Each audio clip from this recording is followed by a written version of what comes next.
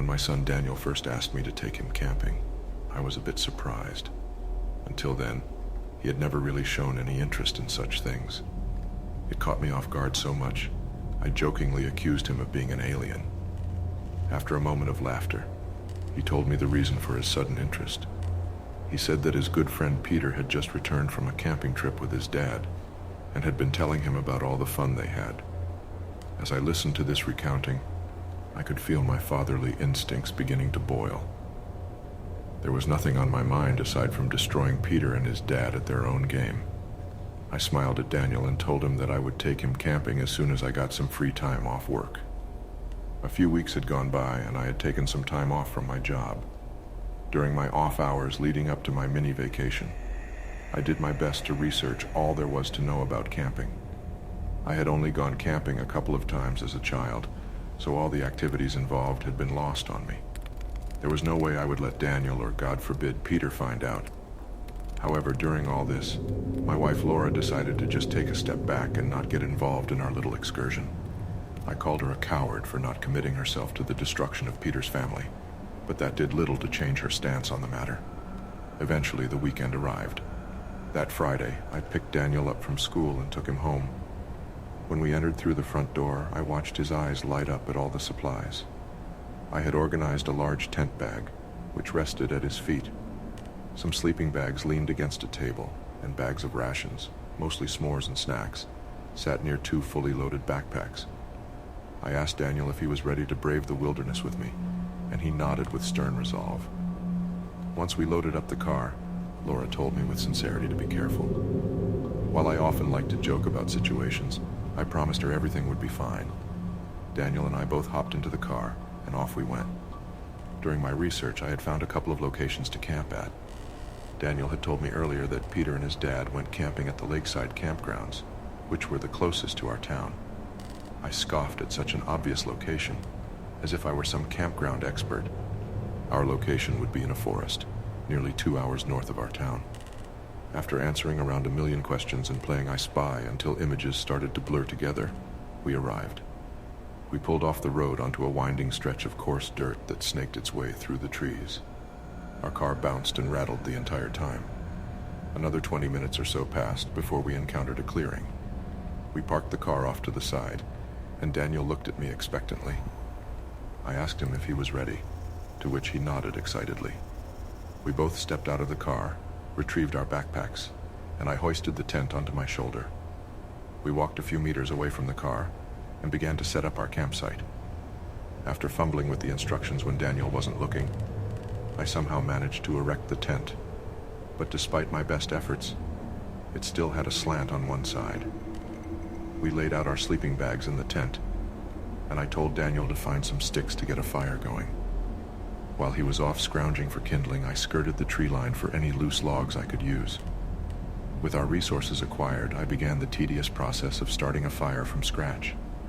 After nearly 20 minutes of failing, I walked over to my car and retrieved a lighter. Within a few seconds, the dry brush caught the flame, and a few minutes later, we had a roaring campfire. I took a moment to appreciate the technology before I called Daniel over.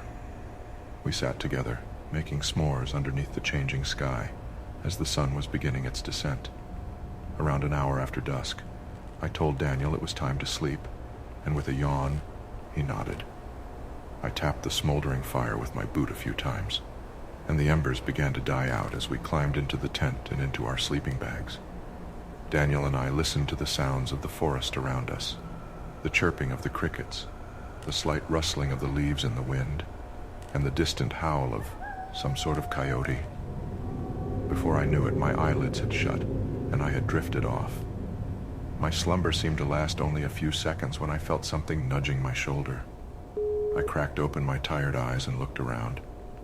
Daniel was sitting next to me, staring at me in the dark. I asked him what was wrong, and he told me that he heard a noise outside of the tent. With my exhaustion getting the better of me, I told him it was probably just an animal, and to go back to sleep. As I rolled over to my side and waited for sleep to take me once again, I heard it. They would take 2 steps, then stop. A minute or 2 would pass before I would hear them walk again. I rubbed my tired eyes and sat up in my sleeping bag. Daniel was lying next to me, but still very much awake. With a whisper, I told him I would take a peek out of the tent to make sure there was nothing there. He returned a slight nod, and I leaned forward. I quietly tugged at the small zipper and peeled it away slowly so as not to make a lot of noise. With the newly formed hole, I brought my eye up to it and looked around. With how dark it was outside and the long extinguished campfire, it was nearly impossible to see anything of note. Still, I scanned around carefully, hoping to catch a glimpse of whatever had been making that noise. I thought I spotted something moving near the trees, but after blinking my eyes, it was gone. I turned back to Daniel, who was now sitting up and looking at me quietly. I told him there was nothing to worry about, and that we should just go back to sleep. As we both lay back down, I heard something that made my hair stand on end. The snapping of a twig directly on the other side of the tent where our heads were resting. I quietly sat back up and retrieved my flashlight from my bag. Slowly, I unzipped the tent and crawled outside. Standing up outside of the tent, I felt a chill from the cold night air wrap around me. I shivered a bit before focusing on my goal. I turned towards where I had heard the noise and switched on my flashlight. The beam of light punctured the darkness, and at first I saw nothing of note, just the grass and the outline of trees in the distance. Then, it stood up on the other side of the tent. This figure towered above our small tent, and despite me looking directly at it, I couldn't believe that I was seeing it. It was human-like in appearance, with limbs longer than its torso jutting out from the shoulders and hips of its body. Its skin seemed smooth, though it was hard to tell with the amount of dirt covering its body. Its head was nightmarish and massive. It had huge eyes that were set deep into its skull. The eyes themselves were black, but when I shined my light on them, 2 pinpoints of light within the dark eyes reflected back at me. Its mouth seemed to stretch across the entirety of its face, like an exaggerated grin. My flashlight shook rapidly in my hand, and I was shivering once again, but this time not from the cold. After a moment passed, I heard a noise that made my heart sink to my stomach. Daniel called out to me, asking if I could see anything. When his tiny voice carried out from the tent, this thing before me twitched and turned its attention to my son's voice, who was still inside of the tent. It seemed like it was drawn to the sound of my son's voice. Its face angled down towards the nylon material. Its smiling mouth began to widen. Then its lower jaw dropped nearly a foot long. A row of thin, razor-sharp teeth lined the top and bottom of its mouth. It raised its unnaturally long arm high up into the air, and I realized then what it was going to do. My body reacted on its own, and I reached my hands inside the tent, grabbing onto Daniel, and I pulled as hard as I could. Daniel and I came crashing to the ground as this thing assaulted and tore through our tent. During the onslaught, I helped Daniel by placing my hand over his mouth as his tears began to coat my hand. We stared silently as this thing eviscerated our tent. During this, one of our bags had been sent flying towards us, crashing right next to me. Realizing it was my bag, I reached over and felt through the pockets before finding my car keys. I whispered into Daniel's ear that when I gave the signal to run for the car as fast as he could. Despite his distress, he nodded.